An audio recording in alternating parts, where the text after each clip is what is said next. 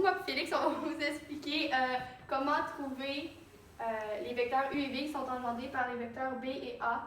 Que ça, dans le fond, c'est dans une base de R3, puis on veut, dans le fond, que U et V forment une base orthonormée, donc de nombre 1. Pour commencer, on a voulu trouver le vecteur V. Puis le vecteur V, c'est la projection orthogonale du B sur le A. Comme on peut voir ici, là, quand on dessine, ça va donner le vecteur U. Puis pour calculer ça, dans le fond, on prend la formule du vecteur B fois le vecteur A sur le vecteur A fois le vecteur A qui on multiplie encore par le vecteur A. Donc pour commencer, quand on fait le vecteur B fois le vecteur A, on prend chaque composante, on les fait une fois l'autre, puis on les additionne ensemble. Donc on a trouvé 5 pour le vecteur B fois le vecteur A. Et pour le vecteur A fois A, dans le fond, c'est le même principe et on a trouvé 14. Donc si on revient à notre formule, ça nous donne 5 sur 14 fois les composantes du vecteur A, qui donne 5 sur 14, 15 sur 14 et 10 sur 14. Ensuite, on va faire ces composantes-là fois 1 sur la norme de U pour trouver le vecteur unitaire qui va nous donner la norme de 1. Étant donné qu'on est dans une base autonormée. Exact.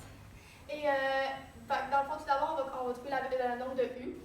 Donc, on a fait les composantes à la 2, tout ça en racine carrée, qui nous donne la racine carrée de 25 sur 14. Puis, si on revient à notre formule, ça fait 1 sur 25 sur 4. 1 de racine carrée de 25 sur 14 fois toutes les composantes.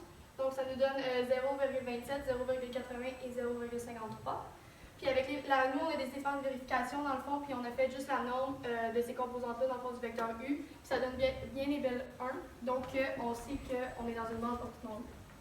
Pour le vecteur B, par définition, la formule, c'est le vecteur B moins le vecteur B projeté sur le vecteur A. Nous, on a déjà calculé la projection qui était les composantes précédentes. Donc, on a juste fait la soustraction des deux, donc la première composante moins la première, la deuxième moins la deuxième, la troisième moins la troisième, pour que tout ça, ça nous donne 65 sur 14, 13 sur 14 et moins 26 sur 14.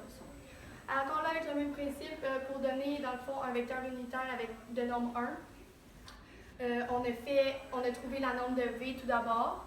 On a fait encore là toutes les composantes à la 2, tout ça sous la racine carrée qui nous donnait une racine carrée de 507 sur 14.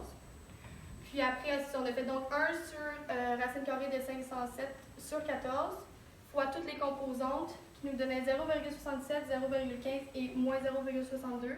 Et encore là, on a fait une autre vérification, puis la norme nous donne bien 1. Donc, ce sont les composantes pour la base autonomée de U et V.